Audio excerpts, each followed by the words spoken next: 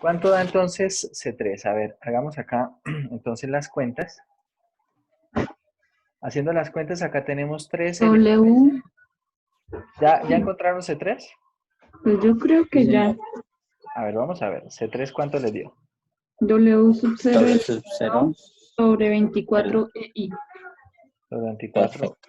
EI. ¿Por L o por algo? Nada. Por L Por L cuadrado. cuadrado. Por L cuadrado. Listo. Bueno, entonces ya con esto podemos escribir nosotros finalmente la solución general. La solución general, ¿cómo es?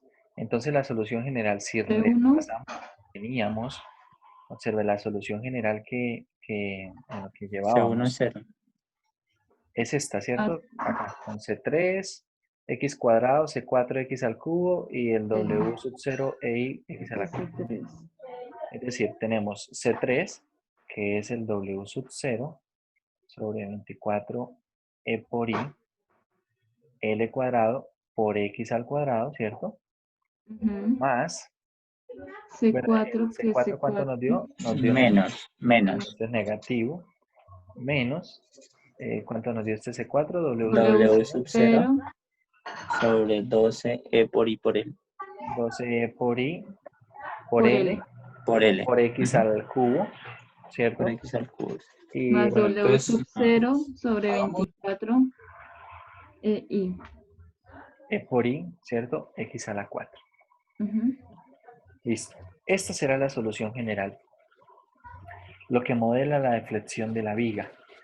Eso modelará la deflexión de la viga entre 0 y L. Entre 0 y L. Si ustedes observan, estos problemas no es que sean difíciles, pero al ser una ecuación diferencial de orden 4 y al necesitar cuatro valores para analizarlo, es decir, un problema de valores de frontera de orden 4, pues se vuelve un poco largo hacer algunas cuentas, ¿no? Y eso que acá tenemos la ventaja de haber tenido precisamente el hecho de que C1 y C2 dieran 0, ¿no? Entonces, si ustedes, bueno, observan, hay bastantes cositas que hacer acá. Hay bastantes cositas que hacer acá. Y bueno, esto es un ejemplo realmente sencillo porque además tengan en cuenta la forma de la ecuación diferencial, ¿no? Bueno, acá esto sí se movió mucho. Tengan en cuenta ustedes la forma de la ecuación diferencial. Si tenemos en cuenta la forma de la ecuación diferencial, es una forma bastante sencilla. ¿Por qué? Porque la parte del otro lado, la igualdad es constante, es decir, la parte homogénea es constante. Entonces eso facilita de alguna manera las cuentas. Si no fuera constante, además a esto tendríamos que ponerle por ahí algo de variación de parámetros de pronto o dependiendo de la función, también coeficientes indeterminados, ¿cierto? Entonces puede ser que se complique un poco más. Vamos a ver acá entonces al PDF. Volvemos al PDF y bueno, por acá tienen acá algunas de esas cuentas. Y bueno, por acá están los resultados, ¿no? Que creo fue lo mismo que obtuvimos nosotros exactamente. Bien. En algunos momentos, por ejemplo, se dan algunos valores para lo que viene siendo la deflexión de la viga. Es decir, si ustedes observan, por ejemplo, acá en el PDF, luego hacen algunas acotaciones. Dicen, bueno, W sub 0 va a ser 24E por I. Claro, y si W sub 0 es 24E por I, pues acá esto va a quedar como un 1, ¿cierto? Acá esto va a quedar como un menos 2 y así. Y bueno, van a tomar L igual a 1. Es decir, tomando L igual a 1, la curva que queda, ¿quién es? Si W es igual a 24E por I y L vale 1, entonces, ¿qué ecuación nos queda? Nos queda la ecuación, nos queda aquí la ecuación x al cuadrado, ¿cierto? Nos Sí. quedará x al cuadrado menos Menos 2 2x al X cubo al cubo. más, acá el w, recuerdo 24 de por i, más x a 1. la 4, ¿cierto? Más x a la 4. Claro, si uno va y dibuja esto, por ejemplo, en GeoGebra, pues al principio la curva no tiene no tiene mucho sentido y tal vez no parece nada a algo que sea una deflexión de viga. Vamos a abrir aquí GeoGebra y hacemos rápidamente esta gráfica. Esto es y igual a x al cuadrado menos 2x al cubo más x a la 4. ¿Bien? Claro, uno ve eso y dice, "Bueno, pero ¿qué forma tendrá una viga para flexionarse así?" Pero la cuestión es que L vale 1. L vale 1. Es decir, realmente la forma de la deflexión de la viga es esto que está acá entre 0, esto que está acá entre 0 y 1. Solamente esta parte, entre 0 y 1. Esta es la forma de la deflexión de la viga. Sí, entre 0 y 1. Claro, acá nuevamente en el PDF nosotros vemos que la gráfica está hacia la parte de abajo, pero miren cómo ponen precisamente el eje Y, ¿no? Observe cómo ponen el eje Y. En el eje Y, pues lo tenemos hacia la parte de abajo. Y claro, tiene un poco de sentido porque si uno pone una viga así empotrada en ambos extremos, no espera que la viga se doble hacia arriba, ¿no?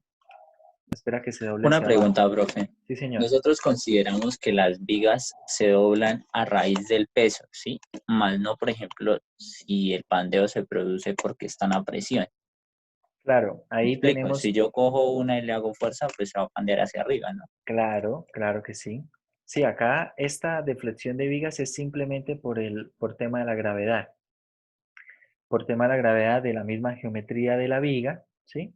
O sea, acá la carga que se aplica a la viga no se está teniendo en cuenta. Esa carga por unidad de longitud que se da allá, en la parte de arriba, esa carga por unidad de longitud tiene que ver con la distribución de masa de la viga y, claro, si usted, por ejemplo, tiene una viga con cierta geometría y cierta densidad, las primeras porciones de la viga no soportan tanta presión como una parte intermedia, ¿cierto? A ver, ¿a qué me refiero? Si usted, por ejemplo, tiene esta viga empotrada en ambos extremos, acá en estos extremos no tiene tanta presión como tiene acá en esta parte media, ¿cierto? Por efectos simplemente de la gravedad. Claro, si yo ahora esto le agrego a eso una fuerza adicional, entonces la deflexión tendrá otra forma, ¿sí?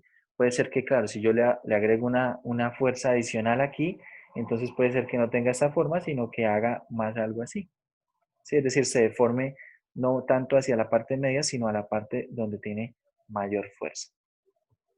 Pero eso no lo vamos a analizar realmente acá en este caso. Acá en este caso simplemente estamos analizando cuando lo que actúa sobre la viga simplemente es el peso, es decir, la misma viga, ¿sí? Por ejemplo, ¿esto para qué podría servir? Podría servir, no sé, si alguien estudia algo de ingeniería civil para ver cómo se comportan estos materiales, estas vigas, ¿cierto?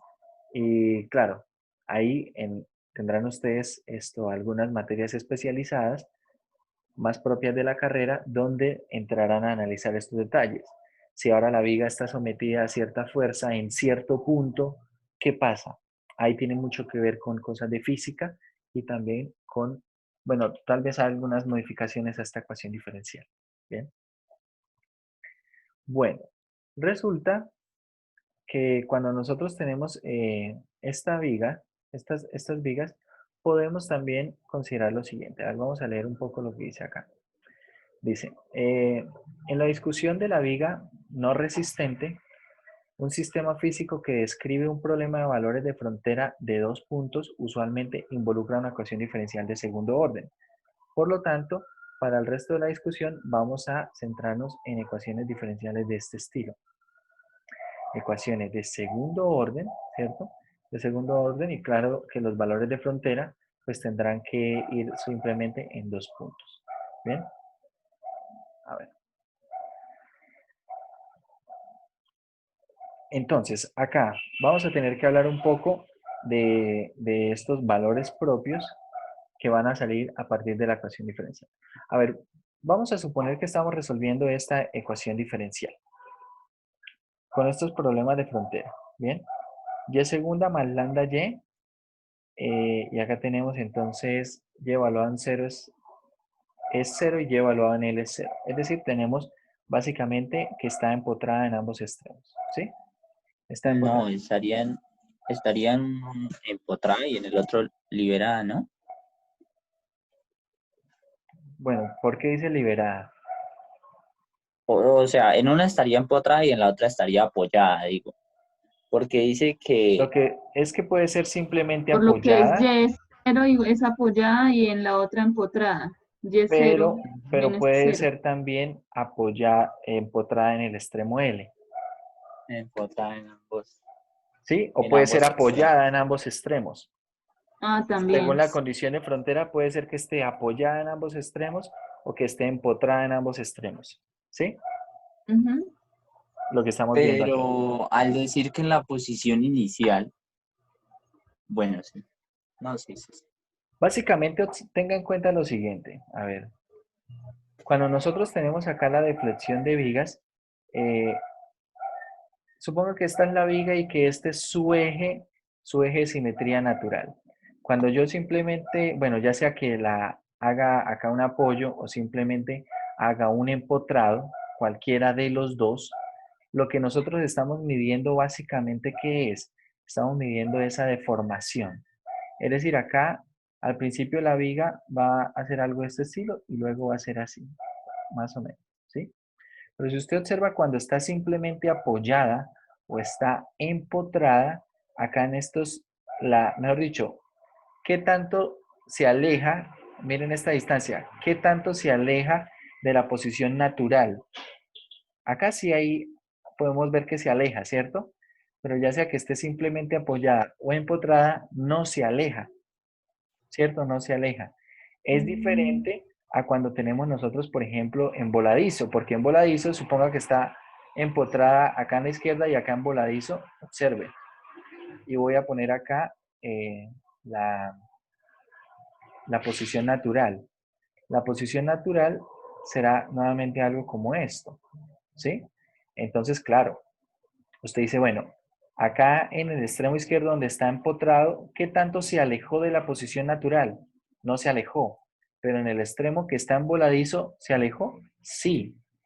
Por eso ahí la condición de frontera no tiene que ver con la posición, tiene que ver con otras cosas. De pronto tiene que ver con la pendiente, ¿cierto? Pero acá estamos viendo que la pendiente igual es negativa, por eso no se pone acá pendiente.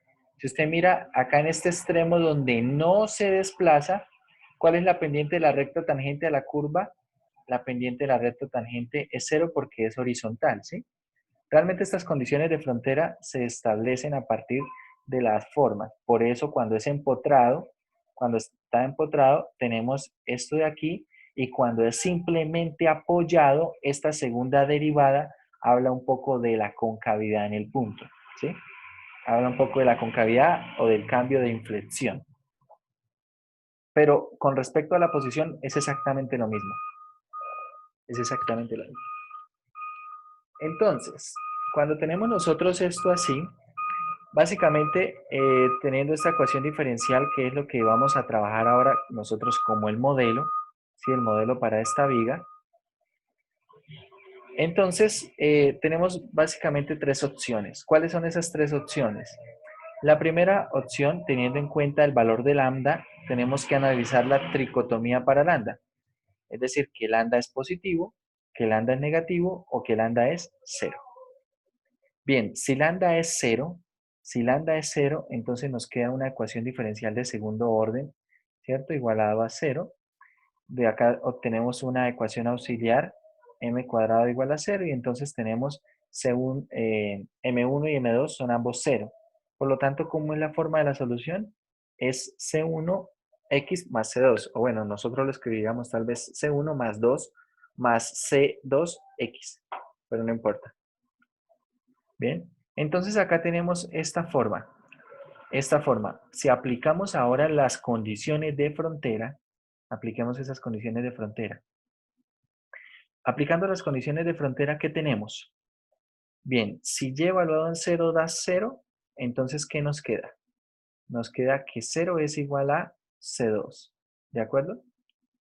Y si y evaluado en L es 0, entonces, bueno, si nos queda que C2 es 0, ¿cierto? Que C2 es 0, nos va quedando la ecuación general como C1 por X.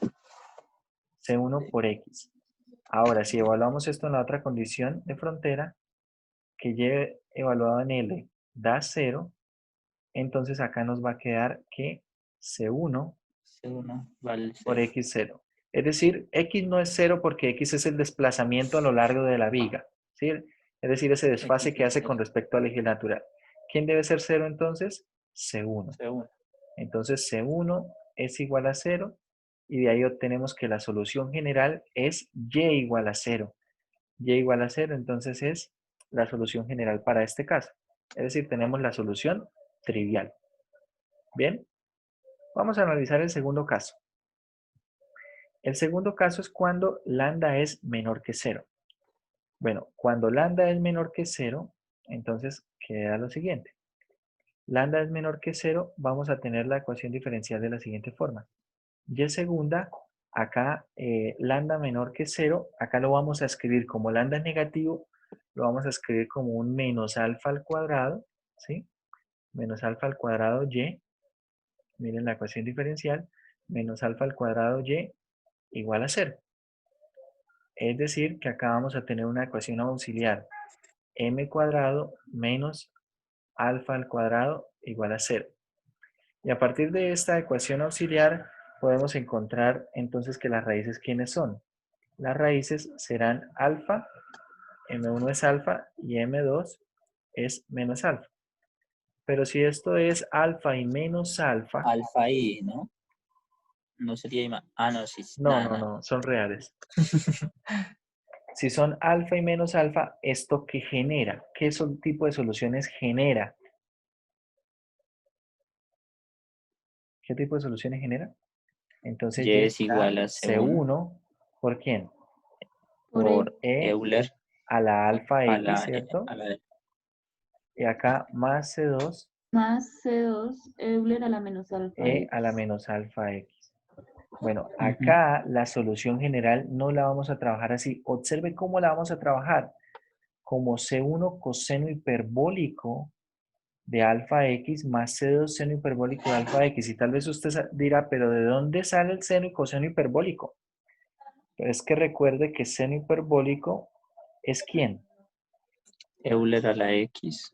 ¿Cierto? Si tengo seno hiperbólico de X, esto es E a la X menos E a la X menos menos E X a la menos X sobre sobre 2. Y coseno 2. hiperbólico de X, esto es ¿quién? Euler a la X. Euler a Lo la mismo, X pero más. con más, ¿no? Ujú. Sobre 2. Es decir, que si yo esto lo reescribo, observe, esto lo reescribo, quitando alguna partecita de esta, es decir, reorganizándola, yo puedo escribir esto en términos de seno y coseno hiperbólico. Si Sí, usted, queda igual. si usted observa, básicamente es incluso un poco más fácil verlo al revés. Queda un poco más fácil empezar con el seno y coseno hiperbólico y encontrar una solución de este estilo. ¿Por qué? Observe, el coseno hiperbólico ya vimos que era, ¿no? Entonces el coseno hiperbólico de alfa x por C1 es igual a ¿qué? Eso va a ser C1 y el coseno hiperbólico va a ser E a la Euler a alfa la x Alfa X más E a la más menos alfa x alfa X sobre sobre 2, 2. 2. ¿cierto? Más C2 de seno hiperbólico que es E a la alfa x menos E a la menos alfa x sobre 2. Si usted observa, yo podría, por ejemplo, tomar y agrupar lo que viene siendo el E a la alfa X medios por C1, ¿cierto? Por el E a la Sí, alfa X medios por C2, lo agrupo, lo nombro como una sola variable, y ¿esto qué será? Esto de aquí, ¿sí? C1. Eso, será el C1, bueno, lo nombro ahí.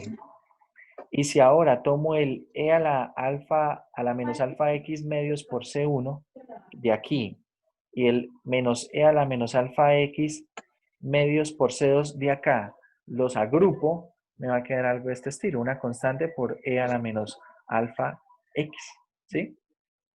Es decir, que aquí la solución yo la puedo escribir en esta forma, teniendo en cuenta cómo son las raíces, la puedo escribir en esta forma, o la puedo escribir en términos de seno y coseno hiperbólico. ¿Bien?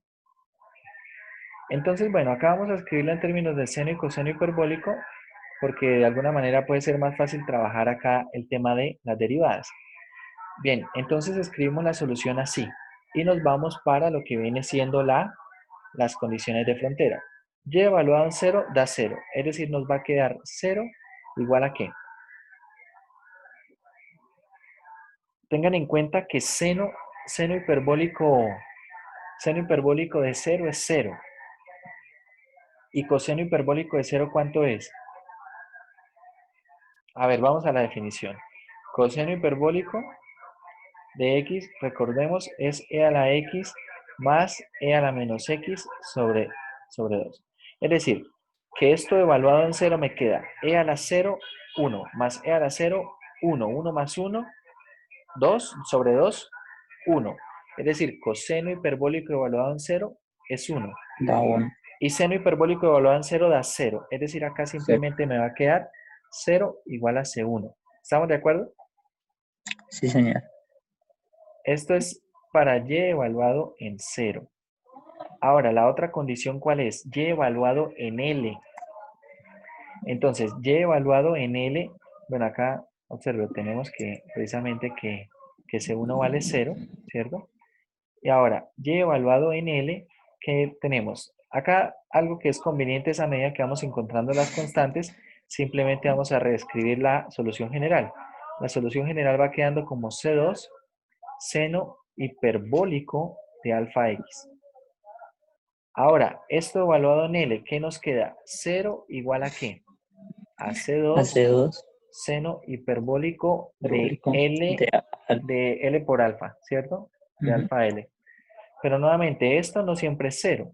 Esto no siempre es 0. Entonces, ¿quién debe ser 0? C2. C2 es 0 y nuevamente me queda la solución trivial. Y ¿Sí? igual a 0.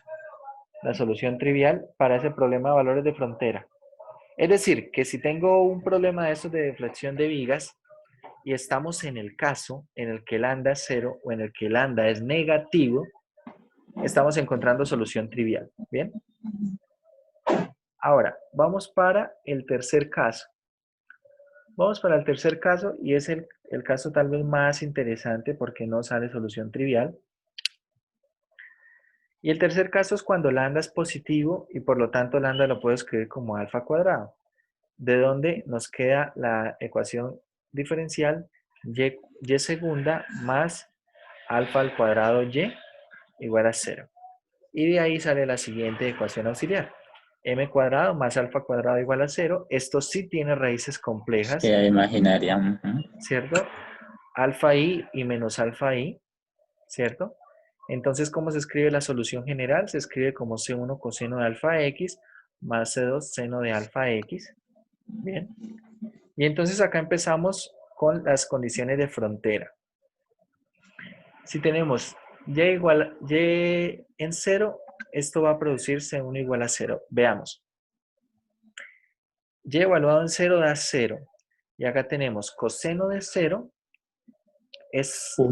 coseno de 0 es 1. Entonces queda simplemente C1. C1. Y el seno de 0 es 0. ¿Bien? Ujú. De acá tenemos C1 igual a 0. Ahora, ¿cómo va quedando la ecuación de la solución? Va quedando como C2 seno de alfa x, ¿cierto? C2 seno de alfa x. Si nosotros reemplazamos esto en L, nos va a quedar 0 igualado a C2 seno de ¿quién? Seno de L alfa o alfa L. Eso, seno de alfa L. ¿Bien? Entonces, bueno, tenemos acá las condiciones. Si C2 es igual a 0, entonces tenemos la Entonces, solución trivial. ¿Sí? ujú. Tenemos la solución trivial. Pero si L2, perdón, si C2 es diferente de 0, tenemos las siguientes condiciones. Básicamente lo que debe ser 0 es que es seno de alfa L, ¿cierto? Pero seno de alfa L, ¿cuándo se hace 0? Cuando el argumento es un múltiplo de pi. Es decir, cuando tenemos que alfa es n pi, un múltiplo de pi, ¿por quién? Por L. Sobre De esta manera, entonces nosotros podemos encontrar el valor de alfa cuadrado para reemplazar en la ecuación diferencial. Y el valor de alfa cuadrado es de esta manera, ¿sí? A esto nosotros le vamos a llamar las curvas propias. Vamos a mirar un poco más abajo acá. Observe. Estamos encontrando los valores de alfa, ¿no? Estos valores de alfa. Es decir, que con esto nosotros podemos encontrar soluciones. Claro, pero ¿cómo son las soluciones? Veamos. Nosotros de momento habíamos dicho, ¿qué habíamos dicho? Que la solución era de la siguiente manera. Era C2 seno de alfa X, ¿cierto? Pero si alfa toma estos valores, entonces ¿cómo van quedando estas soluciones? De hecho, las funciones correspondientes son estas que están acá, ¿sí? Si alfa vale pi medio sobre L cuadrado, recuerde que este lambda es alfa al cuadrado, ¿cierto? Entonces, alfa, ¿qué será? Pi sobre L. Entonces, acá tenemos pi sobre L. Bueno, acá falta por X. ¿Bien? Pi sobre L por X. Y2 es seno de 2pi sobre L por X y así sucesivamente. Profe, una pregunta, ¿por qué en la anterior no pudimos hacer la misma deducción? Porque el seno hiperbólico y el coseno hiperbólico No no son oscilan o periódicos. Exacto, no porque son no son periódicos. periódicos. Es decir, el seno, a ver, volvamos a la de atrás. La única forma para que esto sea cero, a ver, ¿dónde estamos por acá? Por aquí. La única opción para que esto sea cero es que C2 debe ser cero, porque el seno Sí. hiperbólico, esto solamente se hace cero para cuando el argumento es cero, ¿sí? Cuando el argumento es cero. Miremos aquí en GeoGebra, aprovechando que tenemos aquí GeoGebra abierto, y grafiquemos el seno hiperbólico. Bueno, creo que GeoGebra entiende la notación seno hiperbólico. Vamos a ver. Seno hiperbólico de X.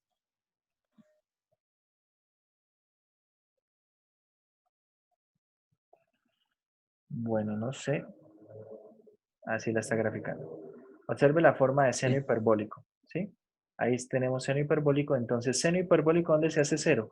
Solamente cuando el Cero. argumento se hace cero. Entonces, claro, acá, en esta parte, no teníamos que el argumento era cero, ¿cierto? El argumento era alfa L, ¿cierto? Y alfa es diferente de cero, ¿por qué? Diferente de cero Porque porque es lambda menor es que cero. diferente de cero, ¿cierto? Y por lo tanto, alfa también va a ser diferente de cero. De hecho, alfa aquí es positivo. Entonces la única posibilidad acá para que todo esto diera cero es que C2 vale cero, ¿sí? Y por lo tanto teníamos Sí, la sí, sí. solución trivial.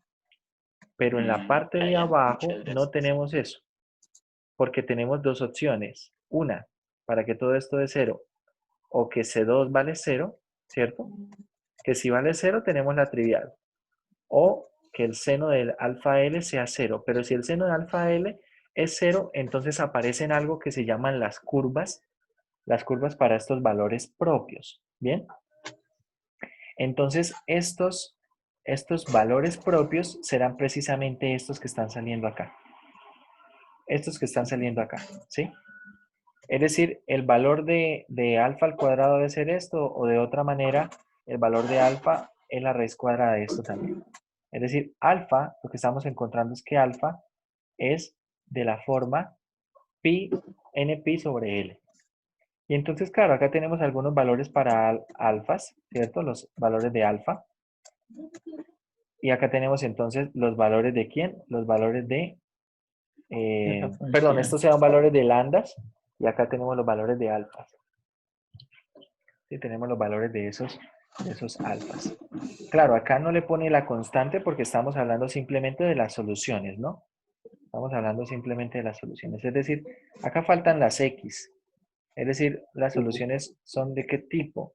Las Y sub n serán de la forma, o sea, sin ponerle precisamente acá tenemos npi seno ¿cierto? de Sobre NP L, sobre L. que es el valor de alfa, por X.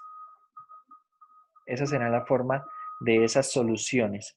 Entonces, claro, cuando uno tiene esta forma de estas soluciones, entonces acá hay dos cosas con las que uno está jugando. Uno, con el C2 y dos, de hecho acá el C2 es diferente de 0, ¿bien? Funciona para cualquier C2 diferente de 0. Acá lo que estamos obteniendo es una familia de soluciones con un parámetro. Y pues acá, depende del valor de n, voy obteniendo una u otra solución. ¿Para qué me interesan a mí este tipo de soluciones? Entonces, a medida que yo voy evaluando estos valores, voy obteniendo, básicamente voy obteniendo la forma que tienen esas soluciones. Miren acá. Acá aparece nuevamente, ahora sí, ya esto un poco mejor escrito. Las soluciones en general serán simplemente así. Serán C2 seno de n pi x sobre L. ¿Bien? Estas se denominan como funciones características o funciones propias. Y estos se denominan como valores característicos o valores propios. Esto depende, como estamos viendo, depende de quién. Depende del valor de alfa, ¿no? Depende del valor de alfa. Pero claro, por la periodicidad de esto, pues vamos a tener acá algunos valores. ¿Bien? Bueno, eso por ese lado. Eso por ese lado. Bueno, lo del pandeo de una columna vertical, realmente no me interesa que lo estudiemos. Si es de su interés, pueden revisarlo. Acá hay algunas cosas que se pueden ver con respecto a este tipo de flexiones. Por ejemplo, estos pandeos de columna verticales. Básicamente, piense que usted pone una columna de manera vertical y por efecto de la gravedad eso no tiende a ser una deflexión, ¿cierto? Pero si ahora aplica una fuerza, si usted ahora aplica una fuerza acá, una fuerza de presión, entonces esto tiende a tener una cierta deflexión, ¿sí? Dependiendo de la geometría y bueno, nuevamente aparece lo mismo. Básicamente es igual al primer modelo, solamente que la ecuación diferencial es de este estilo, ¿sí? Es de este estilo, es una ecuación diferencial donde acá está actuando precisamente esta fuerza P, ¿bien? Y básicamente esta fuerza P pues es directamente proporcional a lo que viene siendo bueno, observe que ahora el desplazamiento acá lo modelamos con Y, ¿bien?